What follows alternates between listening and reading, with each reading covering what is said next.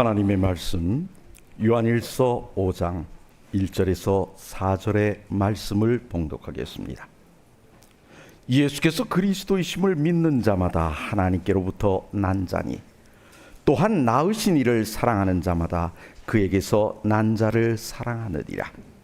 우리가 하나님을 사랑하고 그의 계명들을 지킬 때에 이로써 우리가 하나님의 자녀를 사랑하는 줄을 아느니라. 하나님을 사랑하는 것은 이것이니 우리가 그의 계명들을 지키는 것이라. 그의 계명들은 무거운 것이 아니로다. 무릇 하나님께로부터 난 자마다 세상을 이기느니라. 세상을 이기는 승리는 이것이니 우리의 믿음이니라. 아멘. 안식일을 맞이하여 주의 전을 찾으신 우리 모든 성도님들을 환영합니다. 오늘 이 시간에는 요한을 통해서 보내시는 예수님의 프로포즈, 그 중에서 세상을 이기는 믿음이라는 주제로 여러분들과 함께 은혜를 나누고자 합니다. 예수님은 우리에게 프로포즈를 하고 계십니다.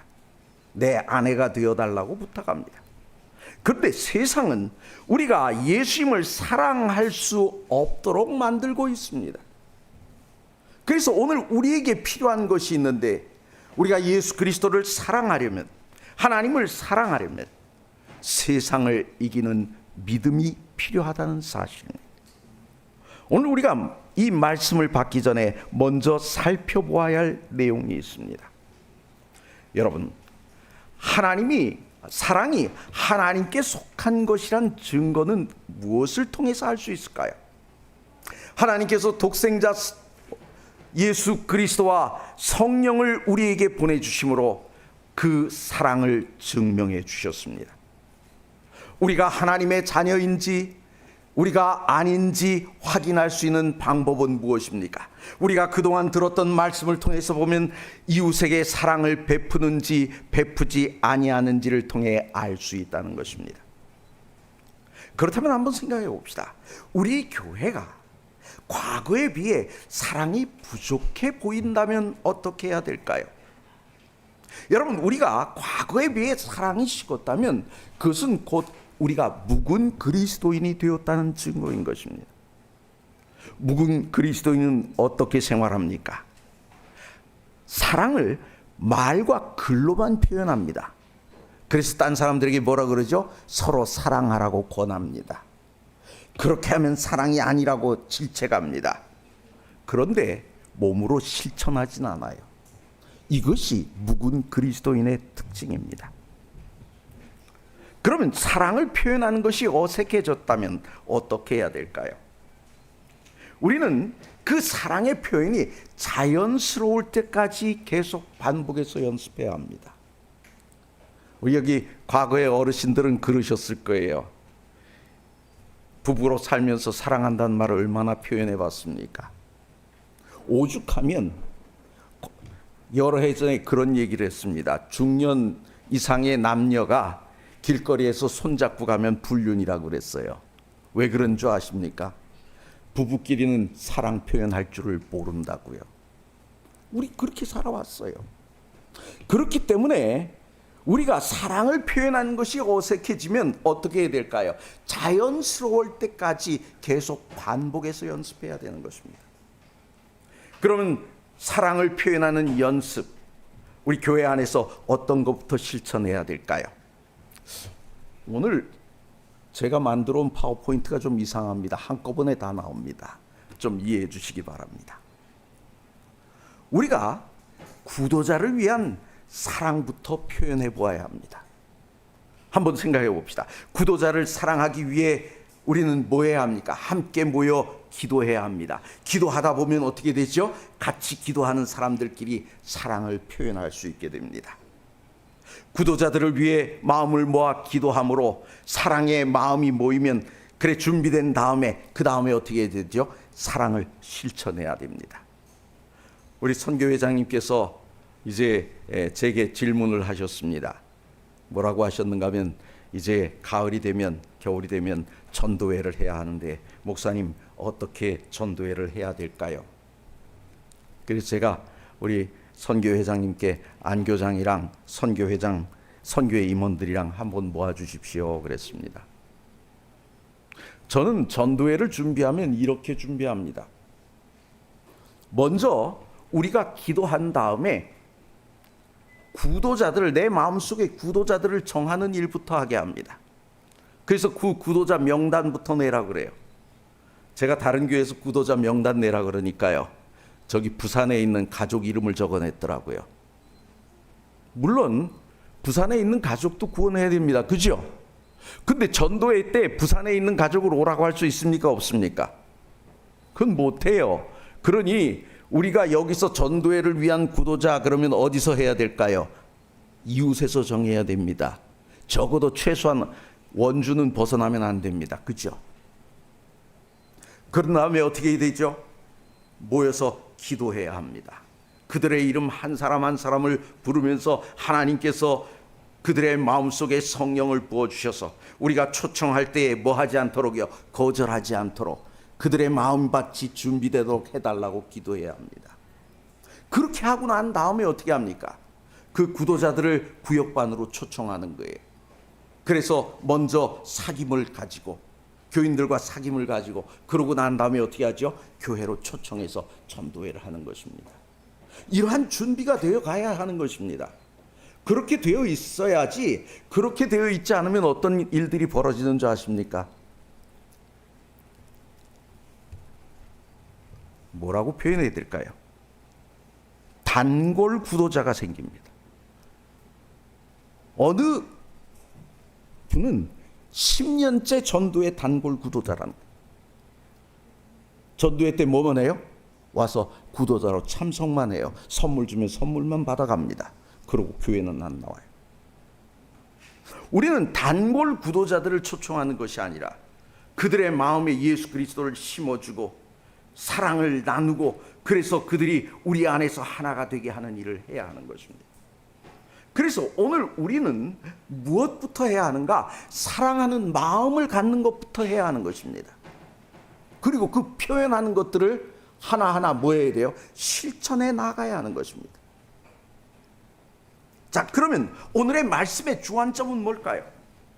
하나님을 사랑하는, 하나님의 사랑을 실천하는 일. 다시 말하면 우리가 그리스도의 신부가 되기 위한 노력을 방해하는 세상, 그 세상을 이길 수 있는 비결이 무엇인가? 오늘 우리는 그것을 살펴보고자 하는 것입니다. 우리가 살다 보면 구차한 변명을 할 때가 있습니다. 있어요, 없어요? 구차한 변명할 때 있어요, 없어요? 엄마는 나를 안 사랑하는 것 같아. 왜 내가 너를 안 사랑하는 것 같니? 엄마는 내가 하고 싶은 거 매번 하지 말라고 그러잖아. 그러면 어떻게 됩니까? 야, 그때는 내가 어째서 그랬고 그때는 어째서 그랬고, 설명하다 보면 그 설명이 구차하게 느껴집니까? 아닙니까? 구차하게 느껴질 때가 있어요. 자, 왜 이러한 구차한 설명이 등장할까요? 1996년 기독교 회관에 있었던 2단 토론회가 있었습니다. 그때 제가 거기 가봤어요. 일반 교회 측 토론자들이 이 율법주의 논란으로 이 재림교회 토론자들의 말을 막으면서 아주 토론은 난항을 겪게 됐습니다. 이때 사회를 보시는 분이 인천에 있는 어느 장로교회 목사님이셨어요. 아주 토론이 아주 지저분해졌어요. 그러니까 그 토론자가 아닌 참관자로 밑에 있었던 이 신계훈 목사님을 불러 올렸더니 마이크를 줬습니다. 그랬더니 이제 신계훈 목사님 마이크를 드셨어요. 그러더니 이분이 뭐라냐면, 여러분, 지금 재림교회 측 토론자들의 답변이 답답하게 들리시죠? 그래요. 정말 답답했어요. 왠 줄 아십니까? 그래요. 질문이 잘못되면 올바른 대답이 나올 수 없습니다. 우린 때때로 말입니다, 우리가 하나님을 사랑하는 일을 방해하기 위해서 세상은 우리에게 아주 곤란하고 빠져나가기 힘든 말만 해서 우리를 골탕 먹이는 수가 있어요. 그러면 우리는 어떻게 됩니까? 구차해질 수밖에 없는 것입니다. 기독교 이외의 종교들이 가진 특징은 뭘까요? 기독교 이외의 종교들은요, 단순하고 화끈합니다. 그래서 뭐라고 하는가? 주문 하나만 외우면 된다 그래요. 특별히 불교 같은 데 가보십시오. 나무아미 타불 간세음 보살만 외우면 모든 문제가 해결된다 그래요. 그래서 계속 뭐 하게 합니까? 그것만 가르치게 합니다. 그 천태종이라고 있죠. 여기 원주에 있습니다. 큰 건물이 있어요. 제가 거기를 한 번 갔어요. 가가지고 거기 관계자분하고 대화를 했습니다. 여기선 뭘 어떻게 합니까? 이제 거기 보니까 생전 예수제 이런 걸 써놨어요. 생전 예수제가 뭡니까? 그랬더니 죽으면 이제 자식들이 천도제를 지내줘서 이 뭐랄까 극락에 가게 해줘야 된답니다. 근데 가만히 보니까 내 애들은 안 해줄 것 같아요. 안 해줄 것 같으니 어떻게 하냐면 살아있을 때 미리 자기 자신을 위해서 천도제를 하는 겁니다. 근데 천도제를 하는데 돈이 좀 많이 들어요. 그러니까 어떻게 하냐면 천도제 할 사람들끼리 모여가지고 돈을 나눠가지고 제사를 지내는 거예요. 참하죠. 어떻게 보면 합리적이에요. 그죠? 근데 그분들이 어떻게 하는가 하면 모여 앉아갖고 단전 호흡을 하면서 손을 이렇게 해갖고 배를 딱딱 칩니다. 치면서 1시간, 2시간, 3시간을 계속 나무아미타불 관세음보살 이걸 계속 하는 겁니다. 그렇게 몇 시간을 하다 보면 어느 순간 한 사람, 두 사람씩 영과 접촉하는 일이 생긴다는 거예요. 제가 언제 기회가 있으면 말씀드리겠지만 똑같은 단어를 반복하다 보면요 어떤 일이 생기는가 하면 그런 비슷한 일들이 생겨요. 그런 일이 생깁니다. 영적인 일들이 생겨요. 뭐 이 얘기는 길어지니까 요 정도만 하십시다. 주문 하나만 외우면 해결된다 그래요. 또 어떻게 하죠? 부적 하나를 지니고 있으면 다 된다. 액땜을 하면 다 해결된다. 이렇게 가르쳐요. 그렇게 가르치면서 이 시주, 복채도 어떻게 해요? 아주 화끈하게 한목에 그냥 듬뿍듬뿍 받아갑니다. 그래, 스님들이 하는 얘기가 있어요. 기독교에서 니네 잘해봤자, 목사들이 설교 잘해봤자 1,000원짜리 10,000원짜리 내지 않느냐. 우리는 1,000,000원짜리 막 갖다 낸다 이래. 그럼 기독교에서 말하는 구원이란 뭘까요? 보세요.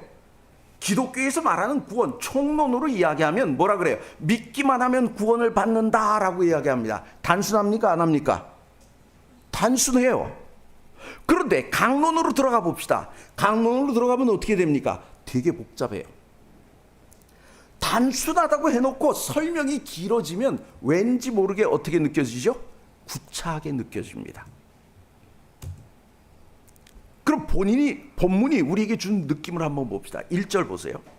예수께서 그리스도이심을 믿는 자마다 하나님께로부터 난 자니 또한 낳으신 이를 사랑하는 자마다 그에게서 난 자를 사랑하느니라 그래요. 현대인의 성경은 좀 쉽게 번역합니다. 이렇게 해요. 예수님이 그리스도이심을 믿는 사람은 누구나 하나님의 자녀입니다. 그리고 하나님 아버지를 사랑하는 사람은 그분의 자녀들도 사랑합니다. 이렇게 얘기해요. 자, 그럼 봅시다. 이 1절의 논리를 봅시다. 예수님께서 그리스도이심을 믿는 자마다 뭐라고요? 하나님의 자녀다. 낳으시니, 다시 말하면 아버지 하나님을 사랑하는 자는 그에게서 난 자, 하나님에게서 난 자, 예수께서 그리스도이심을 믿음으로 하나님의 자녀가 된 자를 사랑한다. 이 얘기는 뭡니까? 내가 하나님의 자녀면 여기에 있는 모든 하나님의 자녀를 뭐 한다는 얘기예요? 사랑한다는 얘기예요. 그래서 이 얘기 속에서 어떤 얘기가 있습니까? 우리가 하나님을 사랑하고 이웃을 사랑하는 것이다. 굉장히 아까 그 성경절이 복잡해 보여도 풀어보니까 어떻게 해요? 아주 단순한 논리예요. 근데 2절로 가면 그 단순한 논리가 확장이 됩니다. 어떻게 확장이 될까요? 2절 보세요. 우리가 하나님을 사랑하고 그의 계명을 지킬 때에 이로써 우리가 하나님의 자녀를 사랑하는 줄을 아느니라 그래요. 자, 여기 보니까 하나님을 사랑하면 되는 줄 알았더니 그의 계명을 지킬 때 그래요. 하나님의 자녀를 사랑하는 줄을 알게 된다라고 해요. 그래서 하나님의 사랑에다가 지금 뭘 더하고 있어요? 그의 계명을 지키는 것을 더하고 있어요. 자, 논리가 단순하게 하나님 사랑에서 뭐라고요? 계명을 지킴으로 확장되고 있는 거예요. 그래서 하나님을 사랑하고 있다는 사실을 증명하는 것이 무엇이냐? 계명을 준수하는 것이다 라고 지금 내용을 추가시키고 있어요. 그러면 3절이 보여주는 지금까지 논리에 대한 해명은 무엇일까요? 3절로 건너봅시다. 하나님을 사랑하는 것은 이것이니 우리가 그의 계명들을 지키는 것이라. 그의 계명들은 그 다음 말씀이 뭐죠? 무거운 것이 아니로다 라고 얘기합니다. 지금까지 논리는 뭐였습니까? 하나님을 사랑하는 것은 뭐다? 곧 그의 계명을 지키는 것이다. 그런데 거기다가 3절이 부가 설명을 하고 있어요. 뭐라고요? 그의 계명들은 뭐하지가 않다? 무겁지 않다라고 이야기합니다. 그럼 우리가 이 1절에 3절까지의 설명을 보면서 무엇이 느껴집니까? 논리적이지만 가만히 보니까 간단명료한 것 같지는 않아요. 어때요? 간단한 것 같으면서도 간단해요? 뭔가 아리송하지 않습니까? 우리가 그냥 단순히 3단계 정도라면 간단하다 할 수 있어요. 근데 3번 3절에서 무거운 것이 아니다라고 얘기했는데 여러분들 솔직히 얘기해 보십시오. 하나님의 계명이 무겁습니까? 안 무겁습니까?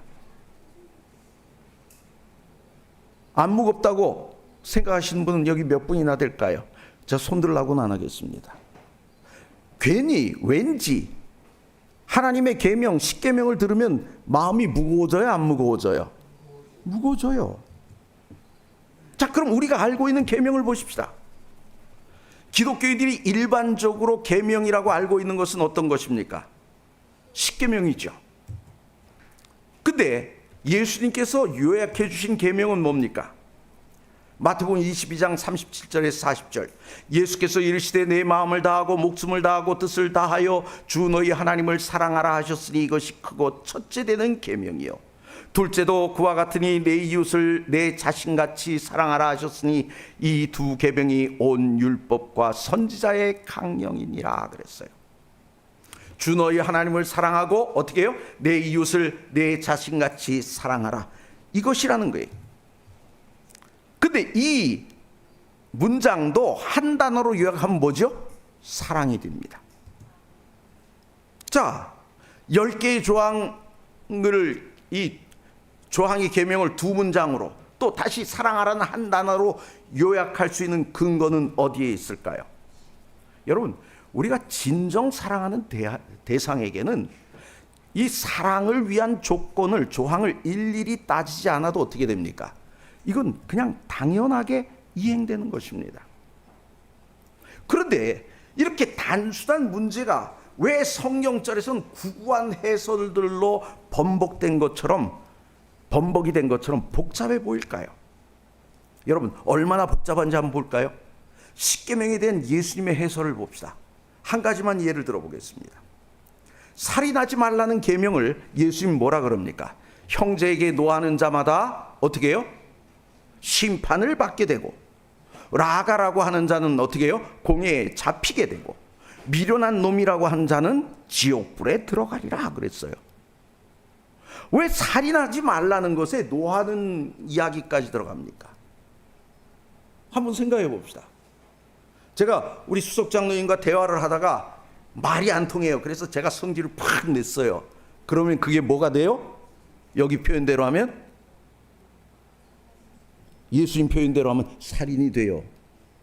제가 화를 확 냈더니 우리 장로님 원래 인품이 그런 분 아닙니다만 우리 장로님 저보고 라가라 그랬어요. 이 라가란 말은 뭡니까?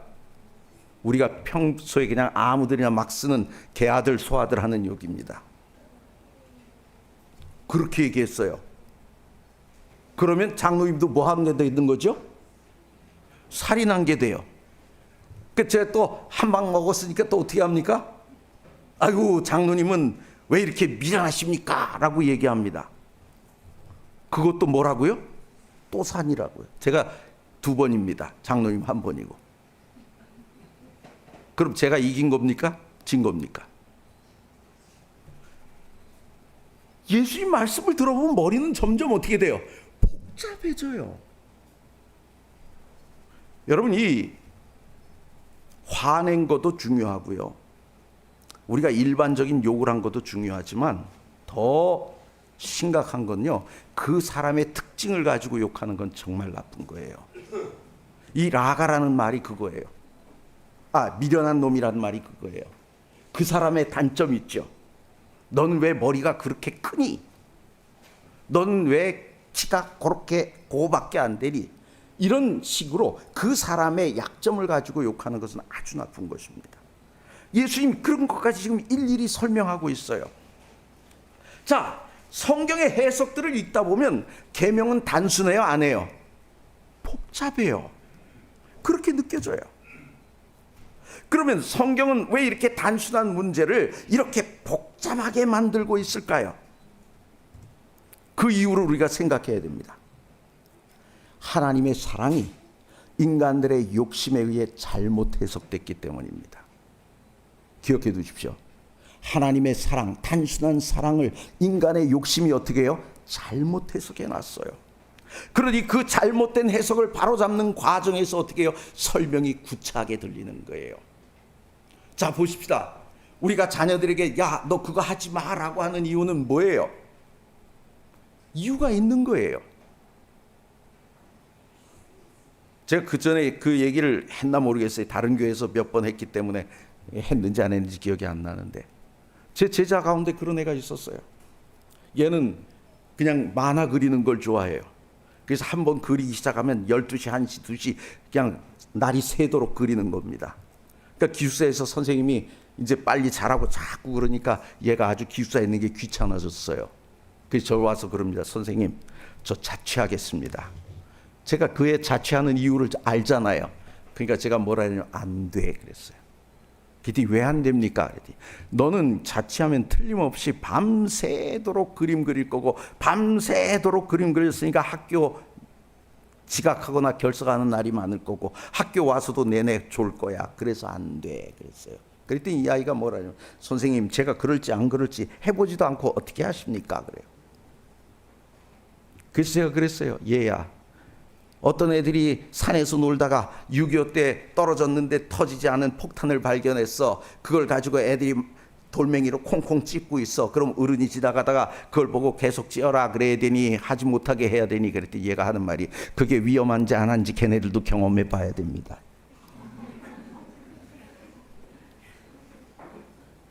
이런 애들하고 대화를 하면 어른의 말이 길어집니까? 짧아집니까? 하지 마 하면 다 끝나는 거예요. 안 하게 하면 그게 사랑이에요. 그렇죠? 애가, 어린아이가 젓가락 입에 물고 놀면 어떻게 합니까? 걸어다니는 애가, 아장아장 걸어다니는 애가 젓가락 입에 물고 있으면 어떻게 해야 되죠? 뺏어야지요. 근데 걔가 그거 뺏으면 좋아해요? 싫어해요? 싫어하잖아요. 엄마 옛날에 나 젓가락 입에 물고 노는데 그거 뺏고 막 엉덩이 때렸잖아. 그러면 그거 설명하려면 어떻게 돼요? 구차해지고 길어지는 거예요. 우리가 사랑하면 다 해결되는 것을 인간의 욕심이 말이에요. 그걸 이리저리 피해서 죄를 지려고 하니 뭐 하게 되는 거예요? 구차한 설명을 많이 해야 되는 거예요. 우리가 성경을 볼 때 이런 과정을 보게 되면 아하, 하나님 마음이 엄마 아빠 마음하고 똑같았구나 이해하실 수 있는 겁니다. 자, 사랑에 대한 잘못된 해석이 존재하는 증거를 우리가 좀 찾아봅시다. 우리 교단의 이름이 뭡니까? 제7일 안식일 예수 재림교, 그 다음에 뭐죠? 귀례교회.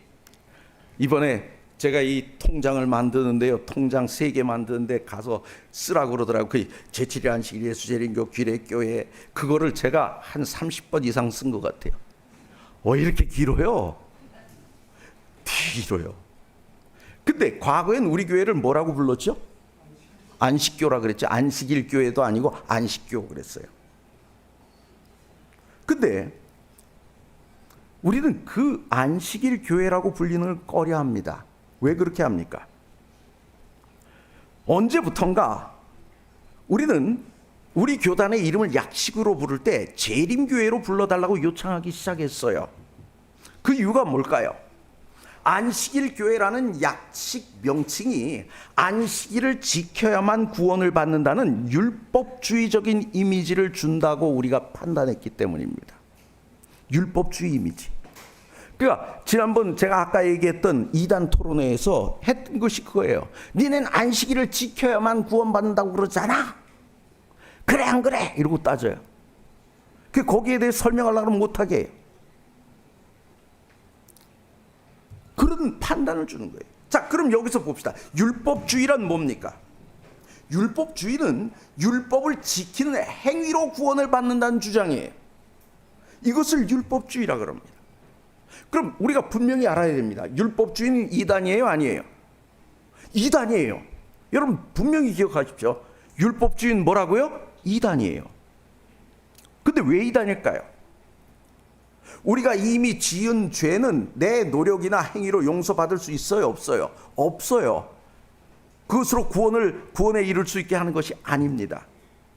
구원은 어떻게 되죠? 오직 예수님의 십자가의 은혜를 의지하는 것으로 가능한 것입니다. 그럼에도 불구하고 자신의 행위로 구원을 받으려 한다면 그것은 분명한 이단이 맞는 것입니다. 자신의 의로 구원을 받으려는 것은 십자가의 은혜와 사랑을 거부하는 것이에요. 또 율법을 통해 나타내고자 하시는 하나님의 사랑을 왜곡하는 것입니다. 그러면 이 재림교단을 이단으로 부르는 이유가 왜 어떻게 변화됐는가를 좀 살펴봅시다. 아주 옛날에는요, 주일 대신 안식일을 지키기 때문에 이단이라고 그랬어요.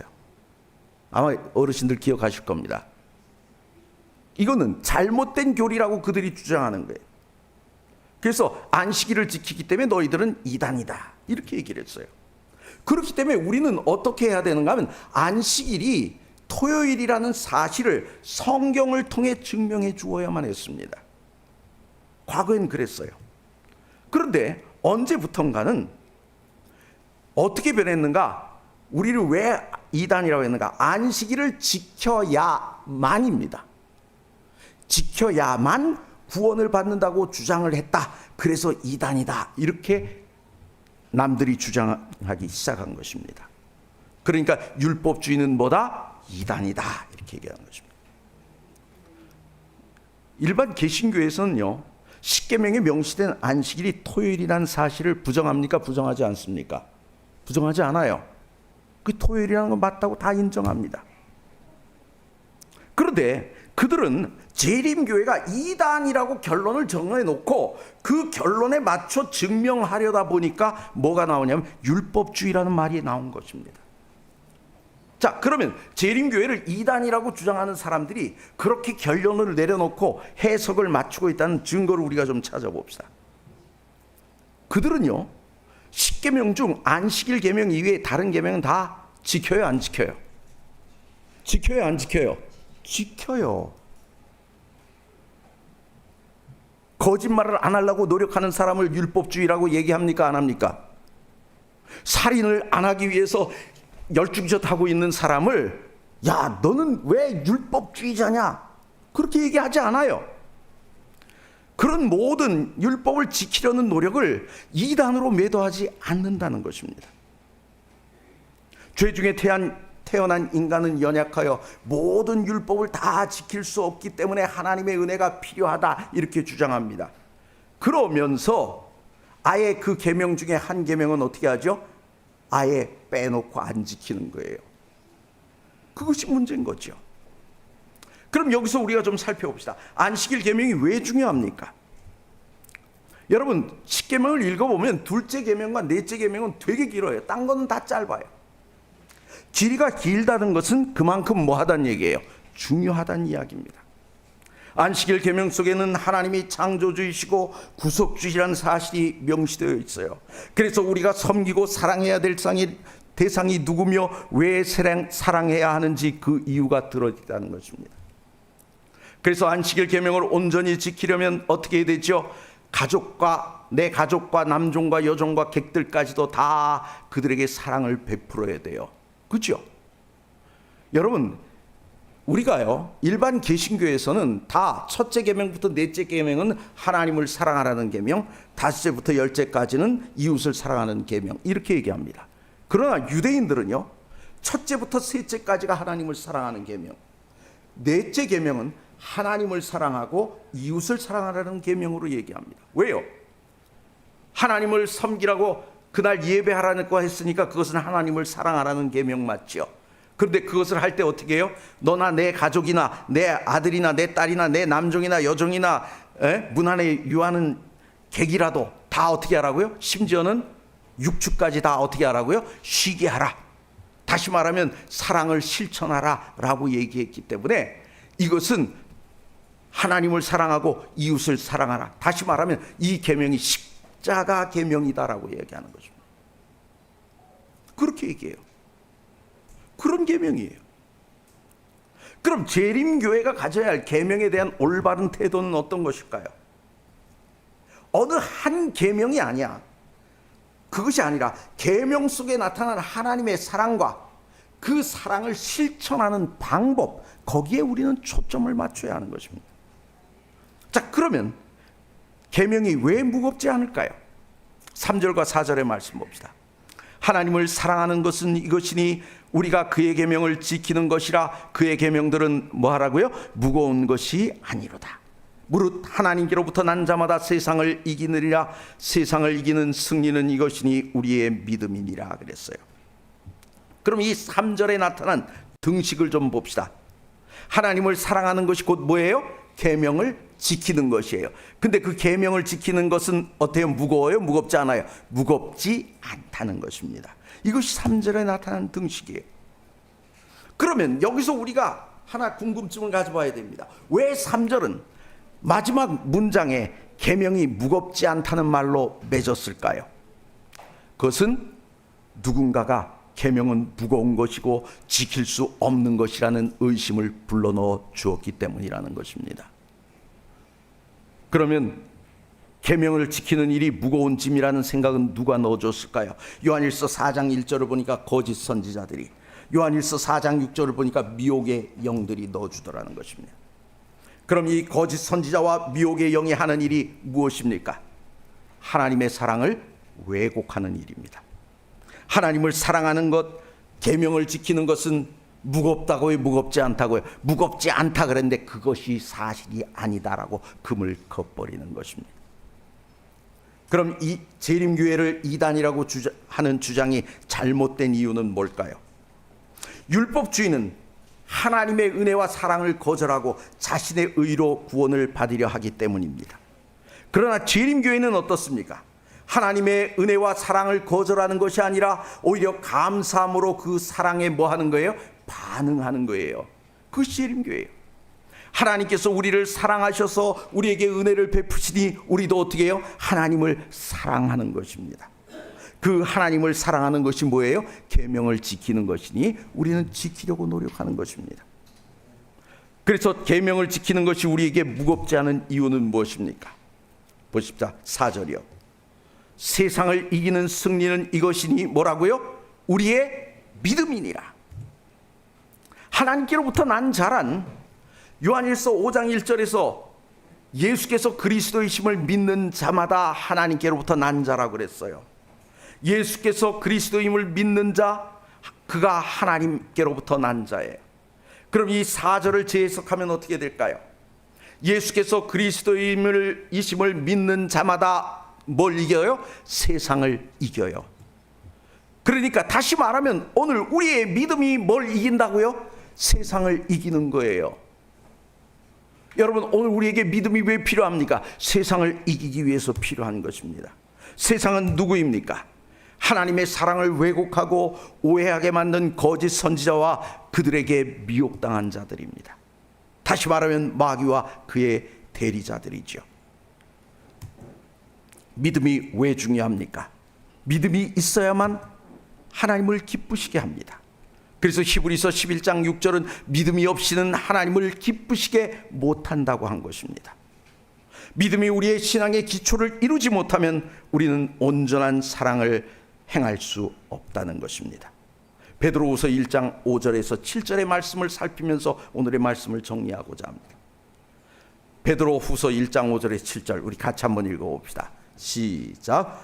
그러므로 너희가 더욱 힘써 너희 믿음의 덕을, 덕의 지식을, 지식의 절제를, 절제의 인내를, 인내의 경건을, 경건의 형제우애를, 형제우애의 사랑을 더하라. 이 말씀이 뭡니까? 너무 믿음이 있는 사람은요, 잘못하면 차가울 수 있어요. 차갑게 뭐든지 믿음으로 그럼 눈이 동그랗게 뜨고 있으면 좀 무섭습니다. 그렇기 때문에 그 사람에게 뭐가 필요해요? 덕이 필요해요. 덕이 있는 사람이 지식이 없으면 남들에게 이용만 당합니다. 그래서 덕에 뭐를요? 지식을. 근데 지식이 많으면 어떻게 됩니까? 그 많은 지식을 절제하지 못하면 사람들에게 미움받아요. 그래서 절제가 필요합니다. 근데 기왕에 절제하려면 어떻게 해야 돼요? 끝까지 해야 하니까 인내가 필요한 것입니다. 인내하는 사람은 어떻습니까? 경건이 없으면 남에게 고통스러운 모습만 보여줍니다. 경건한 사람은 경직된 사람으로 보일 수 있기 때문에 형제간의 우애함을 보여야 하는 것입니다. 자기 형제 우애를 이루었다면 형제간의 사랑을 하나님과 이웃을 향한 큰 사랑으로 이어나가야 하는 것입니다.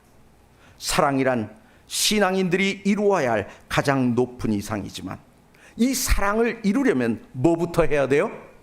믿음부터 시작해야 가능하다는 것입니다. 그래서 우리가 이루어야 할 사랑은 이 삼류연애설 속에 나오는 싸구려 사랑이 아닌 것입니다.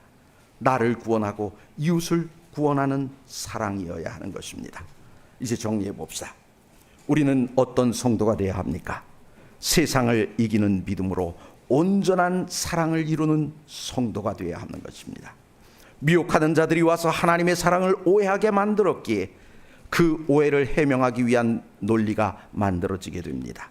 해명이란 구차하게 들릴 수 있지만 오해를 풀지 않으면 우리는 세상을 이길 수 없다는 것입니다.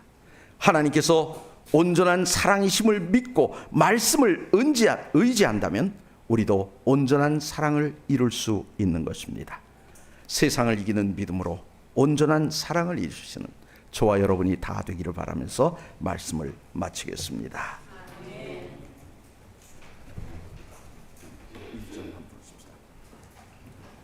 1점만 듣습니다.